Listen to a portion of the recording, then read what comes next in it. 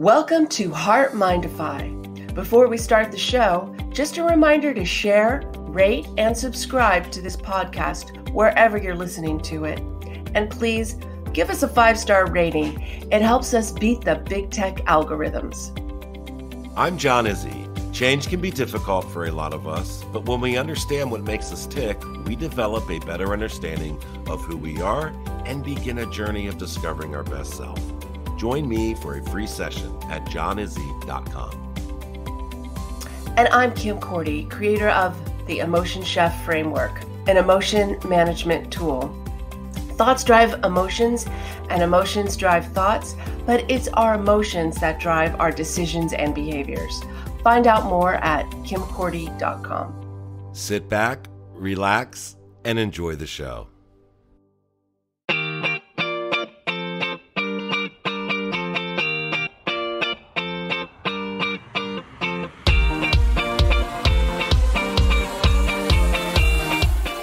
Knowing each other personally and socially for the past 10 years, Kim and John have joined forces, bringing years of experience and training, providing a platform for growth and personal development, along with a little humor. John is the heart, Kim is the mind, and together they are HeartMind-ify.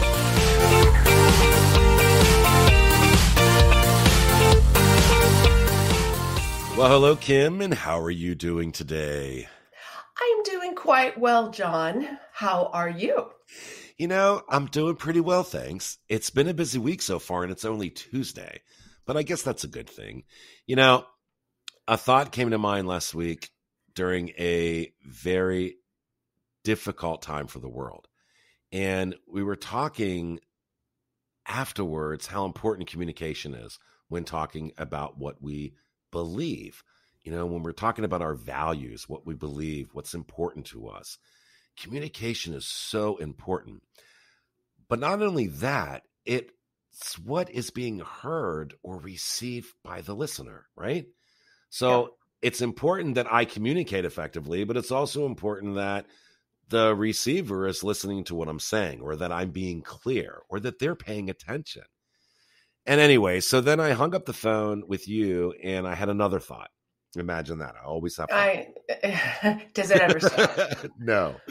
The thought was this: how effective is our communication during these podcasts? Do our listeners really listen to what we have to say? And if they don't, are we communicating effectively? Or is it filtered based on their own experiences and different social relationships, right? Right. During coaching sessions, one of the greatest frustrations that a client goes through is when I ask for clarification. It's almost as if I say to them, I wasn't paying attention, or you didn't make yourself clear. And I kind of feel bad about that. But I also think it's important to make sure that what I heard was what was actually communicated to me. So this is why we're talking about this week, guys. It's about effective communication and how important it is to be clear and to make sure that what we say is understood by others. What do you think? I agree. And this is going to be a great topic because it isn't just about our words. It's about controlling what you can control, right? You can't control the other person and how they're going to receive information, but you can do your best to present it the best that you can and to be as clear and concise, which is what we try and do.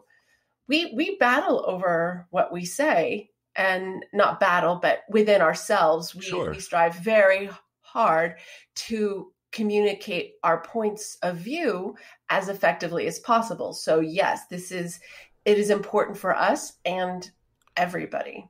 I can't agree with you more. You know, I was sitting in the chair the other day thinking, when did we start communicating and at what age?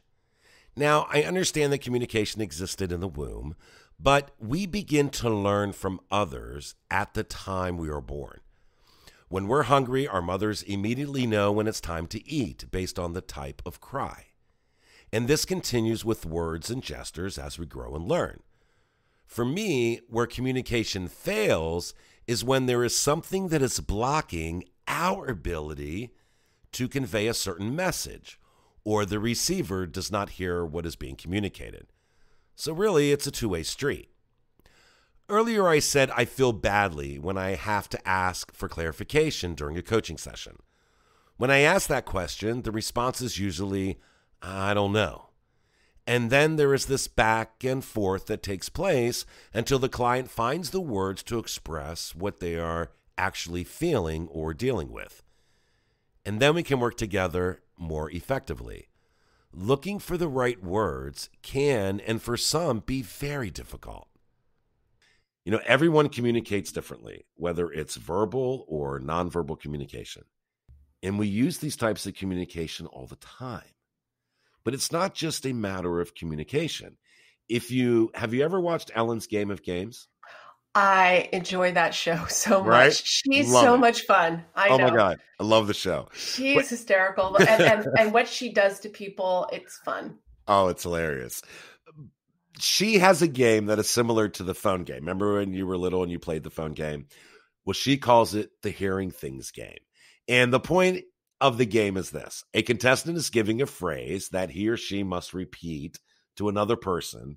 And in turn, that person repeats to another person until all 7 people or so have heard the phrase. Then the last person repeats what they heard, and they count how many words were correct in the original phrase. It's hilarious, but it also gives insight into the other side of communication, and that is the receptor, or the one that is listening.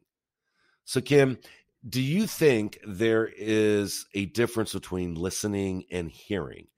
Because I think there is, and I think that's crucial. Oh, absolutely. There's a difference.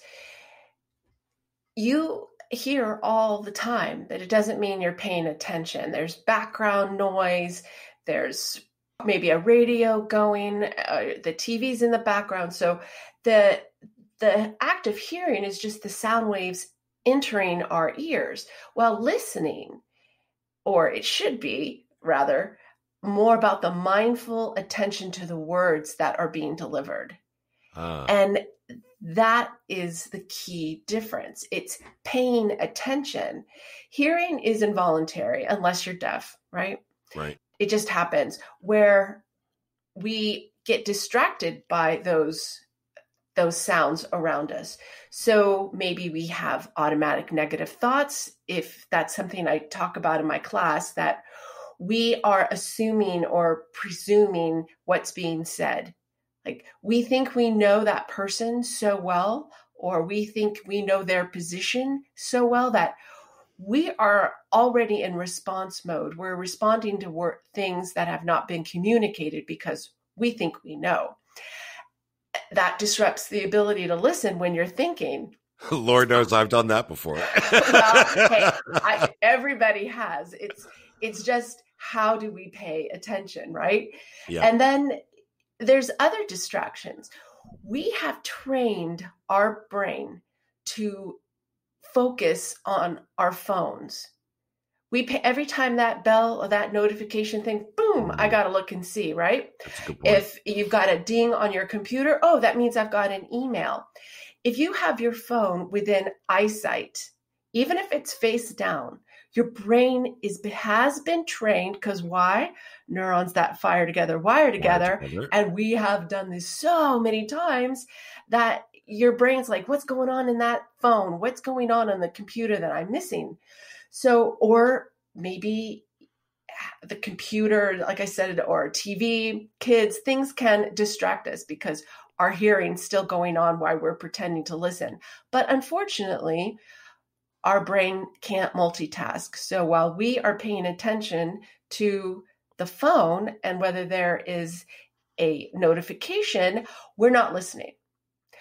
That's some of the things that keep us from being good listeners.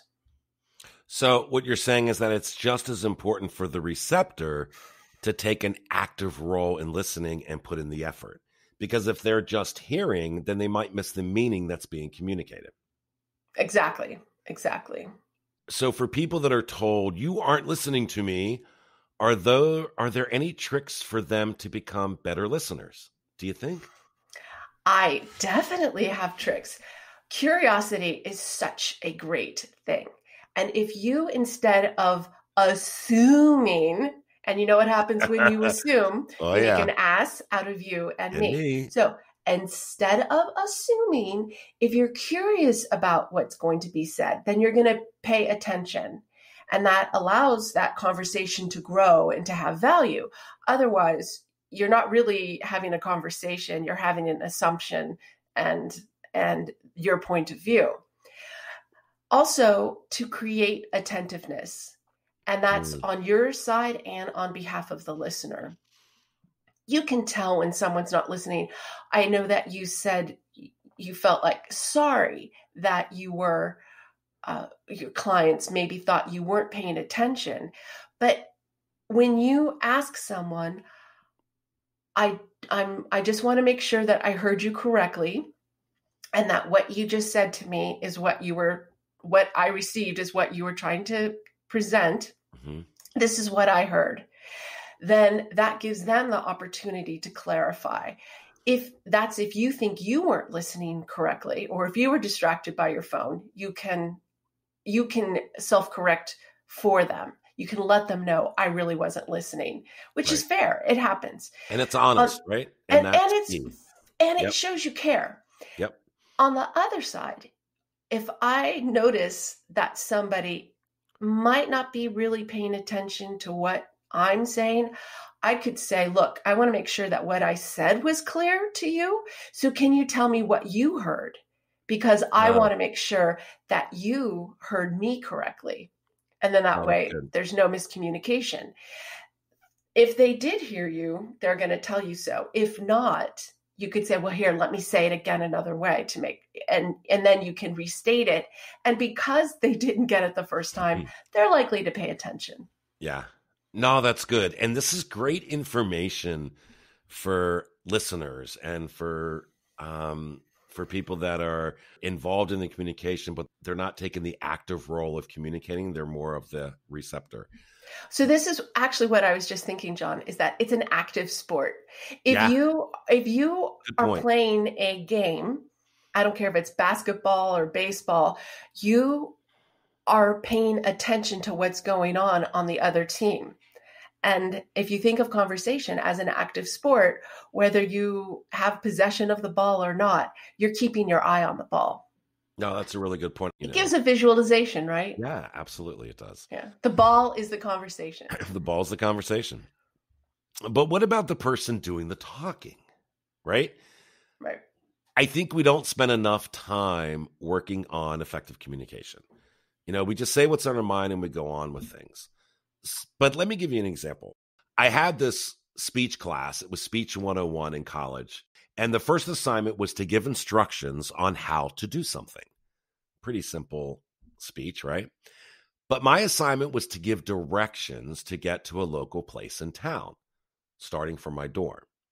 Well, I lived off campus, so this was a little more difficult because some of the roads had an exit ramp, so there was going to be more obstacles in the directions that I needed to give.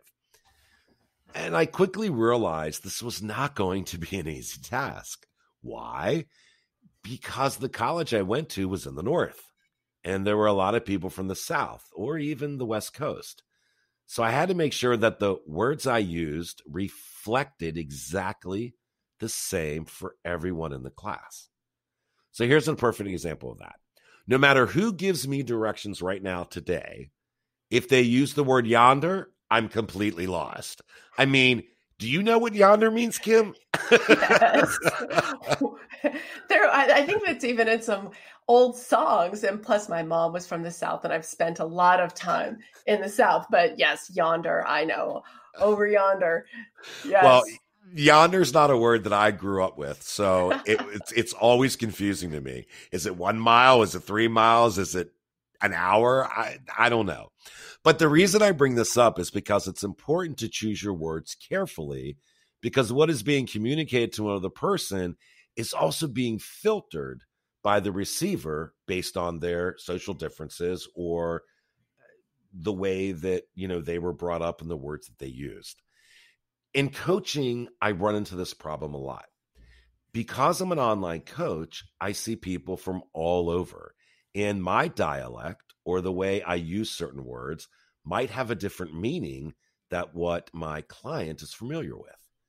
You laugh at me all the time because of certain words and phrases I say, don't you? Not all the time. Not all the time. Every I once in know. a while.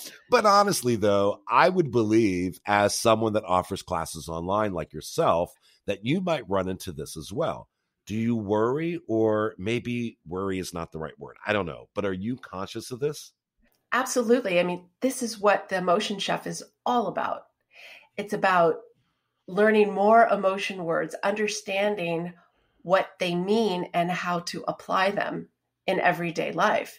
Words matter in your brain quite a bit. And you're right, how a word is taken or used in one part of the world and versus another, it is different, but you have to give clarification and you need to give context around how you're using it in order to make sure that the meaning gets across.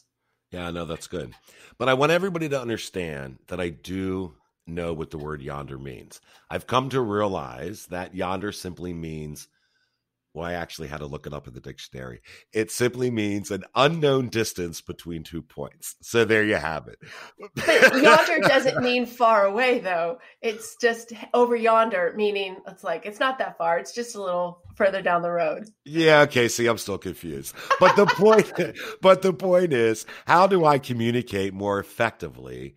And what is my communication or conversation style? I didn't know exactly, so I looked it up because I wonder at times, if people look confused when I'm giving a talk or something, what is my communication style at that moment? And how can I help myself to better get my message across? So here are 3 different types of or 4 different types of communication or communication styles, according to goodtherapy.org, which is a great site, by the way. There are 4 styles: are assertive, aggressive, passive, and passive aggressive. Each of them are characterized by specific language, behaviors, and effects, right? Understanding the communication style is helpful to an individual in becoming better able to make the adjustments needed to facilitate the growth and development of all the relationships.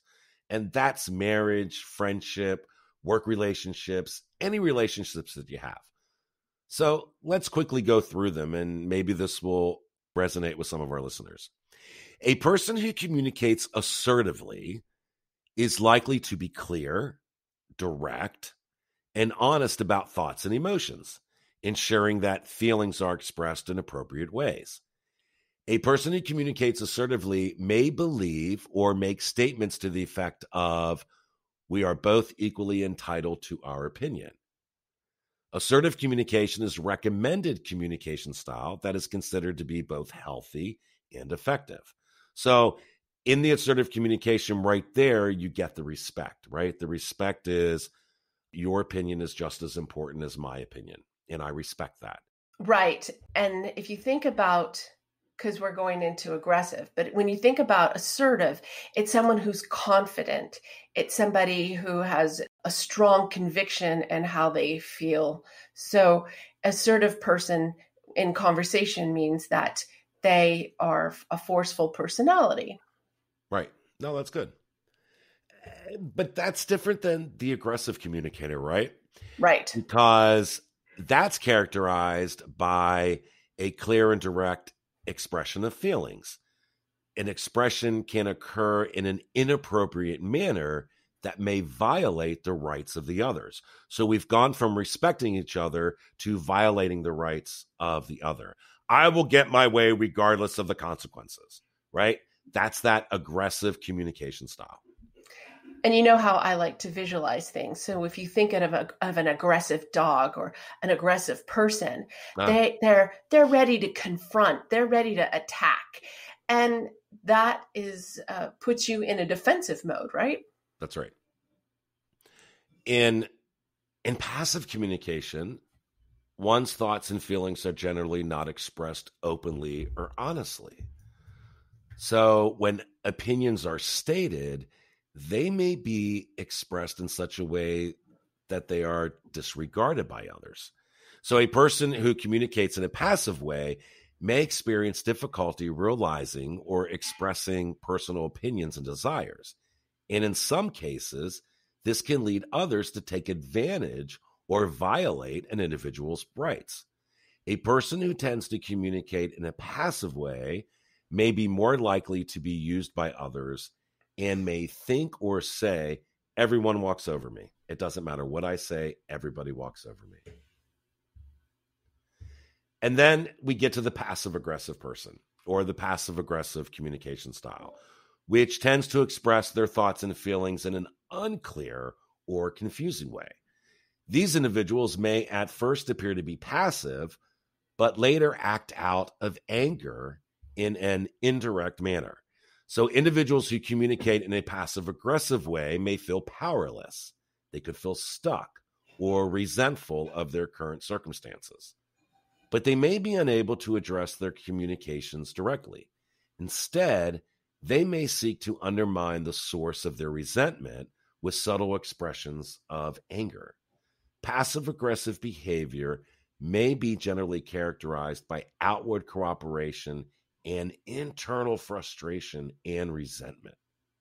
It's kind of funny when you think about the first two, because the first one was confident. Right. And then when you come to passive, now you are lacking the confidence. And when you're passive aggressive, now you're lacking confidence, but you're mad about it. That's right. So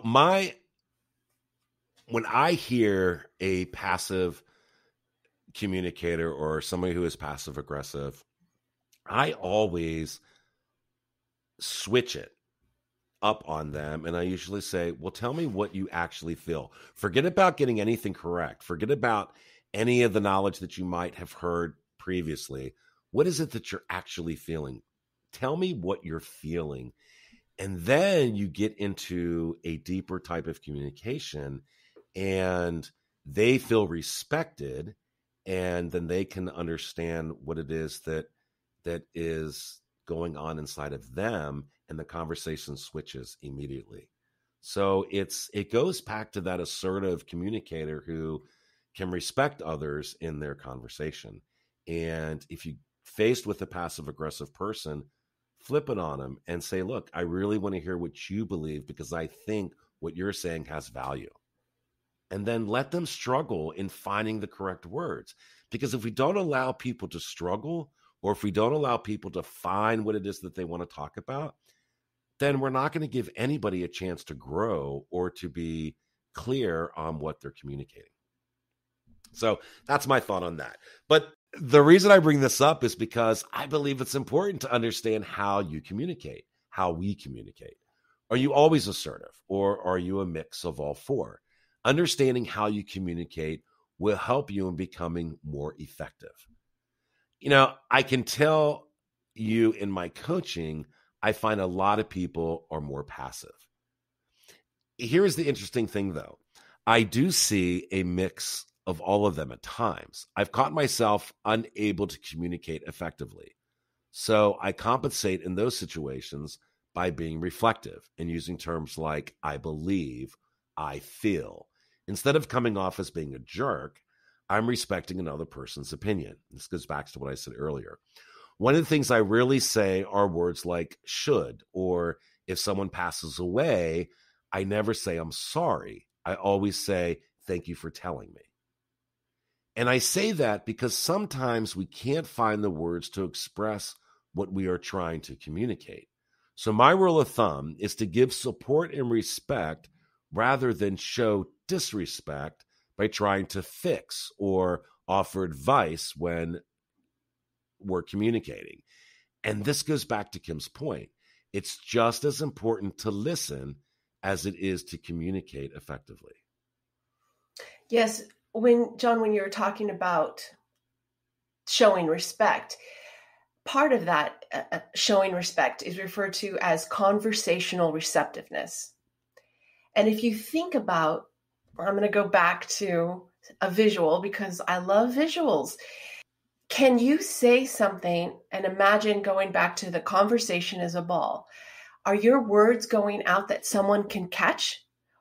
Or is it something that they're just going to drop because they don't want to be a part of the game? Oh, that's a good image. I like that. So to the extent in which parties are in disagreement, their willingness to engage with each other's views is going to be considered how receptive they are in that conversation. Communication gets stunted in situations where people don't agree, right? Right. Like when you have polarizing topics such as we see today, be it politics, race relations, maybe it's even how we should go about managing anything. The more opposite we are, the more polarized we are. And if, once again, using a visual, if you think about on this earth, we can't be further apart than if we are on either pole of this earth. And that's how some of us are in conversation. And so how can we be more receptive? Being receptive, first of all, it doesn't mean that you agree with them. It just means that you're willing to hear their point of view. When we give thoughtful consideration to another point of view, it opens up the way for the other person to do likewise.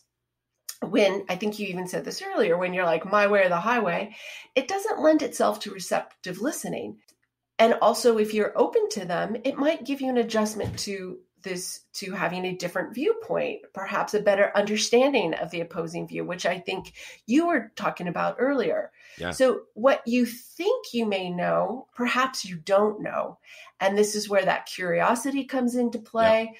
But by truly listening and then responding in a way that shows you listened, it is respecting the other party or parties in any kind of conflict. Because the goal in a conflict should not be to make your point, but to engage in a thoughtful and respectful conversation. Kim, so Kim, I want to stop for 1 second because I think this is so important to repeat. The goal, and I think I heard you correctly, the goal in a conflict shouldn't be to make your point, but to engage in a thoughtful and respectful conversation. Did I get that right? You did. Because that's so otherwise there's no getting anywhere. Yeah. Your point will never be heard because you're not hearing the other side. And that's the whole goal of receptive conversation, receptive listening, is that you listen to each other and you respect what they say. Respect does not equate to what's a good word, to being convinced. Right. But it might open up you to being more sympathetic or having more empathy or understanding a point of view that you just didn't hear before because you weren't listening. I don't know about you, John. I don't know everything. I don't know what it's like to be in someone else's shoes until I listen to them. Yeah, I get it. You know, as you were talking, what came to mind was this. If I'm listening, and I mean truly listening to what is being communicated to me, and I engage in conversation without respect, then we're going to be left with opposing views, and nothing gets done. But if I listen with respect and put my personal biases aside, I open the door for a more meaningful discussion that can lead to not only a better conversation, but a conversation that might lend itself to change. You know, maybe it's my downfall, Kim, but I believe that everyone has good intentions. But sometimes they're clouded or not respected by the way we communicate and listen to each other. But if we listen intently and with respect, then it's not just a compromise, but we develop collaboration. Yep, it's a collaboration. And so asking questions as to why they feel the way they feel, showing interest in how they got to that point. Studies have shown, because obviously I read a study on this. You know, I love Imagine my studies. That, right? You know what, John? I didn't tell you this, but I'm actually taking a Coursera course on reading medical studies because enjoy Oh, medical wow. studies Nice. to improve my ability to read them. I learned from my ex-husband, but I figured I'll learn a lot more from this person who is a researcher. No, that's But good. my point is that in that research article, they talked about how people who are receptive are more likely to go out and research and find disconfirming information out there, to find something to either confirm their point or disconfirm their point. The way you learn isn't looking at what you know, it's trying to understand what you don't know. And because what you don't know is what can get you in trouble. Yeah. And might lead you to a wrong conclusion, especially when you're so convinced that your side is right. Like how horrible. Like what would it look like if that person were correct? Yeah. Right? Yeah. What no, would it definitely. look like if you were wrong? Because you know what it looks like when it's right. So these are just some things to spur thought, right? To not just listen to other people, but to think. So, like I said, asking questions, showing interest, it can help you get to either the bottom of the issue or maybe come to a healthy place where you can agree to disagree, or maybe even better, find a compromise that leads to a resolution that works for both parties. Yeah, I agree. It's also, especially in heated conversations, good to have boundaries around the words that are being used. The tone of the conversation, and to say if it goes outside of these boundaries, we need to stop and come back to it later. And boundaries are good for conversations, but they're also good just in life in general. And you have to have a box or a line that says, if you cross this, I'm not going to be able to continue in this environment. I'm happy to engage with you, but we'll wait till we are not so heated, or I'll engage with you when you're not using violent language, and making sure that you keep your conversation respectful. Yeah. And this is a great segue, Kim, into next week's interview podcast, where we're inviting a guest on our show to talk about this specific topic on boundaries. Yes. Angie, who's our guest, actually has coached me with boundaries, because as much as you think, and I can say I still have so much to learn, but as much as I thought I had good boundaries and had developed good boundaries, she helped me to see where I still had some more to put up.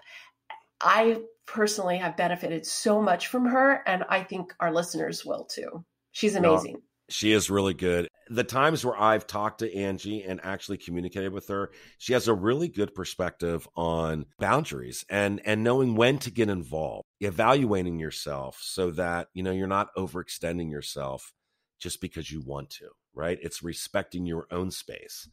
So I'm really looking forward to hearing what she has to say, and I think it's going to be a great show. Yeah, I was thinking about it as you were talking, John, that we're talking about conversations, and Angie would actually say, is this a conversation that you even need to be in? Good point. When it comes to boundaries. So I think you guys will learn a lot from our lovely Angie. Yeah, I think so too. So look, I'm looking at the Squadcast recording software here, and every time Kim and I record, she's always given a name. It's like this, it's a thing that Squadcast does. It's hilarious because today you are the patient guest. I love it. It's just, we'll see what you are next week, but right now you are the patient guest. I love it. Anyway, Kim, this has been a great show. I really liked this conversation. I do too. And it was good. So anyway, I hope you guys have a great week. Kim, have a great week, and I will talk to you. You too. Time. Thanks, everyone. Bye-bye. Thank you all. Bye.